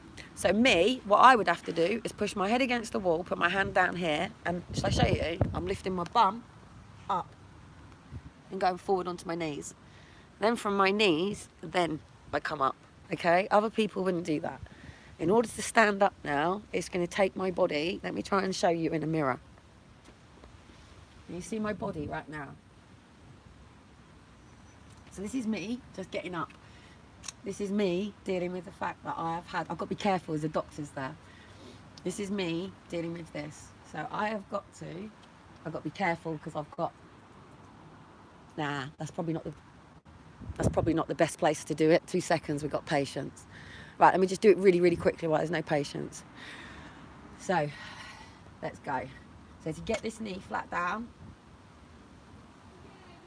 I gotta go. You ready? So that's knees popped, yeah? You hear it? Right, so that's knee popped. So now I've got to crack all this. Ooh, you hear it? And give me a bit of a bit of a stretch. Just to go, hey, there we go. There she is. Hello. But I need people who get this. I need people who get this. I need people around who are not telling me that it's not real. It's in my head. Yes, it is in my head. Here, right in the base. The headache is very real. The spinal fluid damage is very, very real. But I am never ever going to know what is going on in my body until I'm given that upright MRI. It is that I should be always checked on an upright MRI now, because it is inevitable that I would have these problems. Even my own mother has been having blazing headaches, going to A&E and coming home not understanding what was going on. Now, at the end of the day, yeah, even Lizzie's just said, my knee dislocates so bad, it terrorizes my brain. The fear of injury is worse than the injury itself. And here's the problem. When you're a mother, you want to plan. You want to know. When mum, the captain of the ship, is down, there is an autopilot in place. Because mum is the most uninsurable person. Because mum is the cook, mum is the cleaner, mum is the housekeeper, mum pays the bills, mum keeps the things going, mum gets the kids to school, mum is responsible for absolutely everything. So if you take mum out and put mum in hospital, somebody's got to take over the kids, someone's got to take over the home. And then the problem is if you're in hospital, here lays the next problem. What if I'm stood here and I've got my kids and all of a sudden I go, I can't get my knee back in. I can't get my knee back in. I actually can get, my knee's not actually out, I'm acting, yeah? I could be an amazing actress. Here we go. Oh, shit, my knee. Yeah, and that's the problem. People go, she's acting. Now, I'm not acting. At the end of the day, the knee pops. That's what it does. Now, the problems that I have been having is, obviously, as you know, after Aaron and Fief were taken, I did everything that I can. To talk to somebody about these court processes, you can't, because it's taking it out of the court arena. So obviously, I started initially talking about what was going on, and it was actually family justice. My tooth fell out on Downing Street, and she went, oh, she doesn't have EDS. EDS, your teeth don't fall out. It's a fucking post, you idiot. Yeah? A post. Now, I've just put my neck back there. Let me try and see if I can show you something. Oh, by the way, look through my t-shirt. I got me EDS surfing on. I got my thing on my back, if you can see it. I don't know if you can see it. I need a whole new design of this because I don't agree with the EDS Society. I have rang the EDS unit every couple of weeks with what's been going on, speaking. I've broken down to them this week, talking about everything that's been going on. My mum has only a few left. What was that? I was just checking. I do check up on the comments, but obviously this is really, really important because I want this information out and I want to send this, and I need the whole Ehlers Danlos community to really come together on this, because I am not the only person going through this. Every EDS person is going through this, and every undiagnosed EDS people are going through it. Oh, the teeth. Yes, what people don't understand, you call me a witch. It's a sign of being a witch. You notice all my gums are corroded. Again, this is all to do with EDS, because the only thing that doesn't have collagen is the actual brain. So every joint, everything. This is muscle. This is muscle. This isn't. Obviously, I've got no earlobes. This is why they struggle. I've got big lips. People with vascular have small lips. Lots of reclassification going on. But once you fall out of the system because you have fear and it causes trauma, I don't like these people touching me. I don't want someone going, can you just, this is what they'll do. They go, can you hit your head to the thing? Can you tilt your head back? Can you put your head to the side? Can you put your head to the side? Do you know what? After you have seen lay doctors who go, can you do this? Can you put the thing down? You go home and you just go, oh, fuck's sake, can I just go to sleep? And that's what you do. So,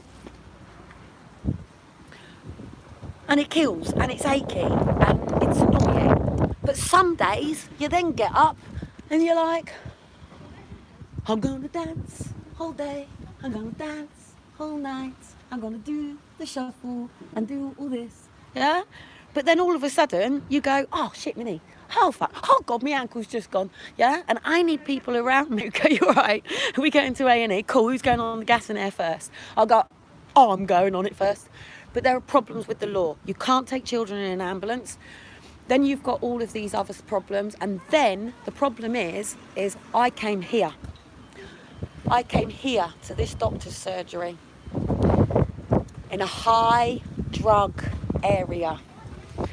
Now, the challenge was, when I first got here, obviously I came here with Flintshire County Council running around going, she doesn't have Ehlers Danlos syndrome. Ehlers Danlos syndrome's the easiest condition to claim to have. She's faking it. And then don't forget, they said, oh, she does have Ehlers-Danlos syndrome. She's so sick, the children are going to end up being her carers. But they still sent the letters here saying she's this, she's that, and she's this and she's that. Well, I'm not. I am one angry, pissed off person because I'm sick and tired of being abused by this system. I am sick and tired of being abused by other people. But whose fault is it really when nobody really knew about the upright or the laying down? How was anybody to really understand, like, what I was going through? And then people call it drama. Oh, do you ever shut up? Dean says to me, I've heard it for fucking 4 years. I'm going, well, you're going to hear about it every day because you've got 2 kids that have got it now, haven't you? Undiagnosed, as you know, because they will not be diagnosed till 5. And this is why I have to have the specialist now. Elijah and Shiloh are now being forced into nursery and to school without their diagnosis, without an assessment. We're also being moved. The move is going through. I've spoken with people, the move is now going through. That assessment is not going to be done on the basis of us. I've said to them, whether I can get Canoe Lake Nursery or whatever, you've got me here stuck in Portsmouth. I can't go anywhere now because I can't lift my boxes out of my house to move. I can't. I'm trying to pack up and I've just knackered my fucking back and my neck up again. I've just had to beg Dean to come home, telling him we are crossing into red, mate. We've passed green, we're in amber, and we're close to a red situation. That means I'm going to go into A&E because I cannot take the pain of it. What happens if I go into A&E is I will be told, yes, she has EDS. Let's send her for a laying down MRI. There's nothing wrong with her. If that happens, I'm going to end up with my kids taken again. So I have to stay out of A&E. I cannot go into A&E. And if I go to any physio people who are not EDS people, they are going to cause more physical damage.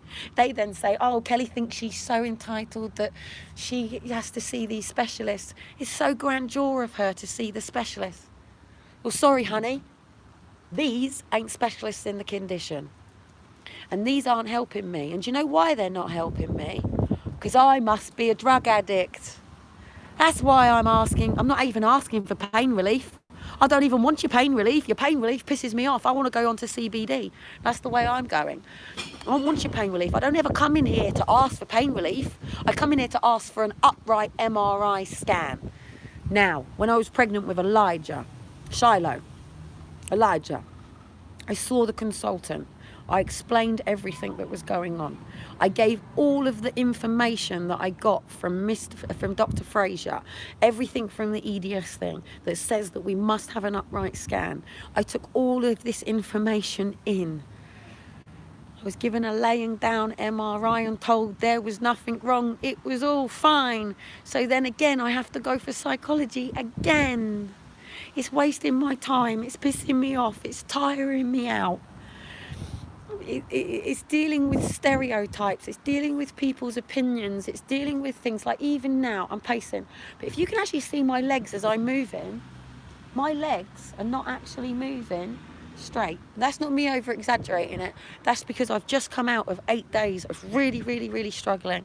Because Dean's here, I've been able to rest for a couple of days. My house is an absolute pig shit right now because I have not done it. My Hoover is busted. I'm having to get down on my hands and knees and do it like this, which is knackering up my fingers. Try to explain that to people, they don't get it. My hip is out at the back of my thing. It's done. I'm still feeding as well, so I've got that going on, which we've got to get rid of. I have got children, adult social services trying to come in on this matter, but again, it's not working because these people in here don't ever turn up at your CP meetings, don't ever turn up at any of the calls. They don't send and write stuff. Now, if it wasn't for the first doctor in here when I first got here, he wrote an amazing letter to everyone to say, I am not surprised this woman is so angry. I am not surprised she is so hurt. And he said she is, and I've read it out before, she has had 22 years of wrongful diagnosis. She's had her children taken unlawfully and unnecessary. I am not surprised. But unfortunately, he left because he learnt a lot from me and he went back to his son. Now I have to deal with Dr. Shepherd or another doctor in there. I keep coming into this place all the time. My battery is going to go very soon, so I'm actually going to wrap it up. I keep trying to come into this place, which in a minute I may be able to get through. Yeah, we can't actually go in properly. And then I have to deal with a receptionist. I have to ring to the receptionist. So if all of a sudden, right now, all of a sudden I go, shit, me this just gone, where do I go? I can't go to A&E. I have rang them here. They do not have an upright scan. It's only a laying down. I have asked these people to help me and refer me. They have referred me for a laying down MRI scan. It was actually the consultant. I have spoken to them. I have now been given lots of different people and lots of different stuff, but I need to be looked at holistically. I need to see Professor Grahame, please. I'm offering you my book. I'm offering you my book. You can have my book. If Professor Grahame is willing to go through all of my paperwork, or have someone do it for him, to see and do this MRI scan with me. Oh God, if it comes back with nothing's wrong on an MRI, but at least I know what I'm dealing with. But I know it's not. I know it's not. Look at this. Every single person has a nodule on the back of their neck. It's very normal. It's a big lump on the back of their neck. You're going to start seeing mine now. Hang on, let me show you. So let me see if I can show you. Let me show you a couple of things. Like my shorts. I'm starting a new trend. What do you reckon? It's they laugh at me for it. All the kids wear them, but I think it shows your ass too much, so I've got shorts underneath it. Right, so this is me standing flat now. 2 seconds. Right. That's now my back. Out. Okay? And if you look, I don't know if you can see it in this mirror. But it's this bone. I'll do it backwards. You might be able to see it, but I can't. This bone here. If you can see how prominent this bone is here. Yeah, so basically from here to here, so this bit here doesn't join up properly. So this is where my problem is, in here, and then down my shoulders and down in. I don't know what you can see in there. And then obviously my lower spine, where I've been dislocating and subluxing in the lower spine. Absolutely brilliant. But if all of a sudden one of the kids wants picking up, I'm struggling. And then people will go, oh, you can't be a mum then. We should take your kids away and forced adopt them.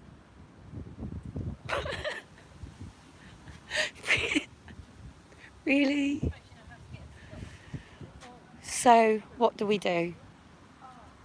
What do I do without Professor Bird, who's retired, without Professor Grahame, who is private, and how the hell can anybody out there right now, could you literally go £350 to your doctor and then potentially, so I've been on this live, what, an hour and 7 minutes, and I still haven't explained step by step by step everything that has gone on. So what I'm doing and what I'm still attempting to do, just because you don't see the fruits of it yet, it doesn't mean you're struggling. Yeah, but the reason that you see me dance around sometimes is because it's easier. Yeah, for me to stand up straight like this is really difficult. It's really difficult for me to do this. It pulls everything. So I tend to be a bit like this. I tend to be one of these. I'll do this a lot.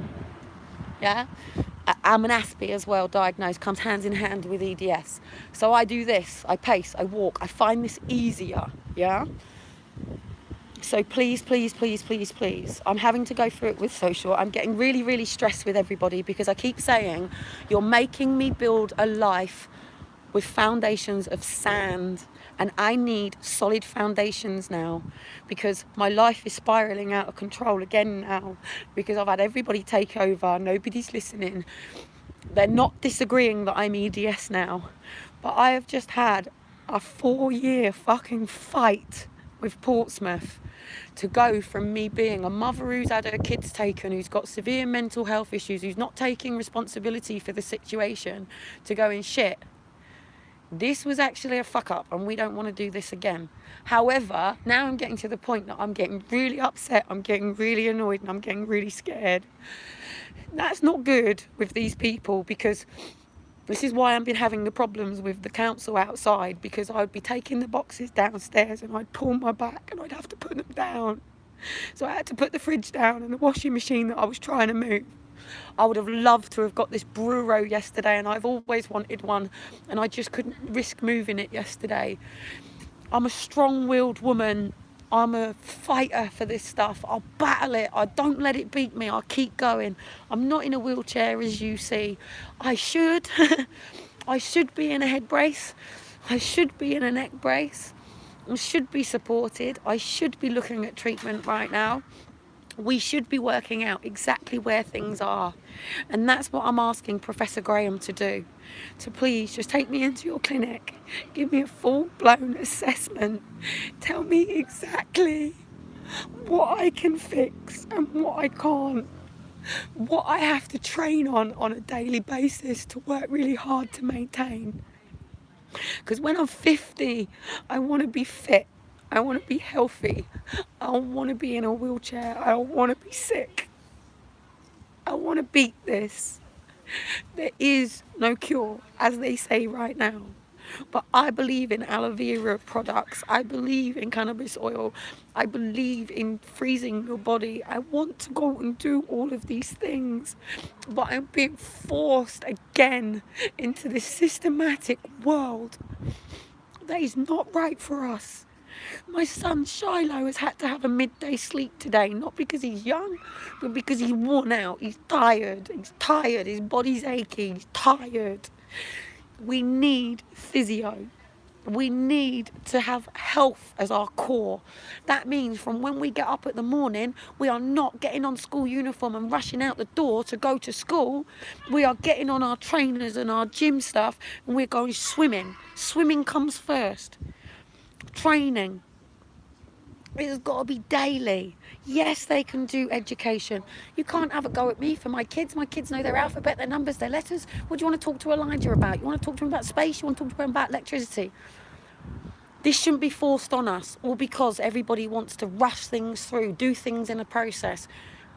Even the meeting yesterday, when I was losing the plot with these people, and it's like they keep muting me, and I've learned how to unmute it, and it really annoys them. Because you can only speak for 5 minutes. If I do get an appointment, I'm going to get 5 minutes. Maybe book for a double appointment and you get 10. How does that explain? Hi, I have a diagnosis for Ehlers-Danlos syndrome. And what does that mean? If I said to you, I have multiple sclerosis, you'd go, oh, she's going to have a tough time. But you might not actually understand. If I said I have arthritis, you might understand that. If I said I had lupus, you probably never heard of that. If I said I have Rheumatoid syndrome, I doubt you've ever heard of all of that. But I have all of these complications. In fact, the pain that I live with is worse than cancer. If I said I had cancer, you go, oh, you're all right. I don't want people's pity. I don't want sympathy. It's not even about empathy. I just want people around me who understand the gap between where I am and where I want to be and what's holding me back.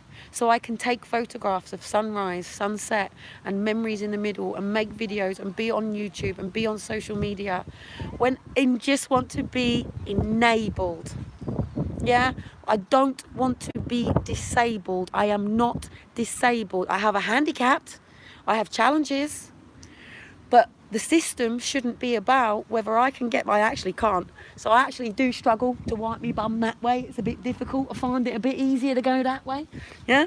But it's about whether we can wipe our asses. It's about whether we can cut up our foods and make our foods. And it's about whether we can walk 100 yards without severe disability or impairment, an injury, and on a scale of 1 to 10, you know, it's bollocks, it's bollocks, it's bollocks, it's bollocks. I want to be a dancer, mate. I want to dance for the EDS conference. I want to dance for anybody else out there, because everyone would say, well, it's not good enough. Well, it's good enough for me as an EDS person, but it might not be good enough for me as a physical body person. I might not be able to play netball for the level that I can as a normal person, but I may be able to just be around the people because I love it. I shouldn't have to keep justifying myself to people. I shouldn't be questioned. I shouldn't be feeling so stressed and anxious. Even now, I'm going to have it with Dean when I get back. I'm probably out here with another man, you know. So it does my nut in. I want somebody who's actually interested in me. I'm there for everybody. I drop things for everybody. I get on with things for everybody. But until these GPs stop treating people with chronic conditions as drug addicts, and not even that, until this system recognises, like it said in my notes, I'm sorry that we just discharged her, but I've got to send her back. Well, sorry, I should be with my specialists. I shouldn't be now coming to this GP. I'm now with a specialist. Yeah, we should have a specialist GP now, so I can go to the EDS person. So be it my finger or my big toe, my nose or my ear or my heart, it's all done through that support system. Within social care, it should be from the cradle to the grave, because we're going to born with it and we're going to die with it. Yes, we're going to manage it well. Some days we're going to have bad days, some days we're going to have good days. Some days it might be a shit morning and a fantastic afternoon and a crap night. That's just how it is for us. We can't change it. We can't put it down just for you. It's you see my medical notes. I can put my medical notes down. Yeah? Fuck off. Go away. But I can't put my EDS down. I can't wake up in the morning and say, EDS, it's an inconvenience for Dean this morning. EDS, it's an inconvenience for my kids today. EDS, I'm sorry, but social have made an appointment for 9:30 this morning. Your brain fog's got to get off really quickly, crack your body in really quickly, and make sure you can sit like a nodding dog, yeah, to people who are undereducated, understanding. They don't get it, and they're not interested in you as a person. They're just interested in ticking their boxes. Is the children in nursery? Is the mum either on disability or is she in work? If she's on normal benefits, then why is she not in work? And if she's not in work, why is she not on disability? Sorry, independent personal payments. Because I don't want to be on disability. I don't want to be disabled. I want to be enabled. Hence why we have personal independent payments. But it still hasn't changed the system. It still hasn't changed that if I want to go skydiving, mate, I'll go skydiving. If my son wants to skate, he should skate. Just because people out there go, oh, well, you can't have EDS if you put your roller skates on now, can you? Dealing with roller skates is actually easier. One, it goes up to my ankles and it pads onto my ankles, and then the next one is that it goes and it's actually easier to move around. Sometimes a little bit tiring. So also, I'm now out the back at the time that all of the professionals and everybody is all literally walking out. These are all of the people and everything that is going on. And they're over my shoulder laughing at the fact that she is still out here live and she is still talking about this stuff. And also I am getting now to see the registration plates of the cars, so I can probably find out where people are if I need to be. Another time, another story. But at the end of the day, I have every right to see the specialist. It doesn't make me grandeur. It doesn't make me a narcissist. And it's not about entitlement. It's about my human rights. Because I was born with it. I was failed by my family. I was failed by my family GP. I have been failed by the hospitals. I have been failed by the rheumatologists. I have been failed by my community. I have been failed by social care. I have been failed by all of these things. But I will not fail myself or my children, because I'm not finished. Aaron and Faith are still coming home. They're EDSers. And this is why I need Professor Grahame, because Professor Grahame has the authority to pull all my children in and have all of my children tested from me. What I'm asking for Professor Grahame, or any of the EDS specialists, is to help me pull together this framework. One, I need to be helped, but it doesn't matter. If I get it right here in Portsmouth, I could go to Guildford and be treated differently. I could go to London and end up in an A&E there. I could go to Spain and fall over and break my bloody arm, which has got nothing to do with EDS. I've just been given Dr. Meitel's details, by the way, guys, but I've got to get these people in here to take it seriously, because they're my GP. You can't self-refer into these worlds. Physio I can, but it has to be a specialist. So I have to start with a letter. Hi, my name is Kelly Cottam. I've been diagnosed with Ehlers Danlos syndrome. These are the challenges that I am having. Can you please help? I haven't got time. People haven't got time for this anymore. So it's all going in my book. It has to now, because I have to, one, work, and that's the only way that I can think of working and make snazzy braces and make things a bit easier and work within the industry for my kids. It looks like we're going to get stuck in Portsmouth for the rest of my life right now, because these decisions being made now are going to be permanent. And it is only going to come together when these here, yeah, and these with my housing get their shit together properly, because you cannot continually cause problems with things. If somebody has an actual condition and a diagnosis, therefore it should be represented from the core. So looking at their housing needs, looking at their health needs, looking at financials and work, it should all be done holistically. Everything should be holistic, and that's all I'm asking for. But in the meantime, I've got to try to speak to Professor Grahame. It is going to be the £350 initially, or I just deal with my neck with somebody else. But I want to see somebody, so please tell me any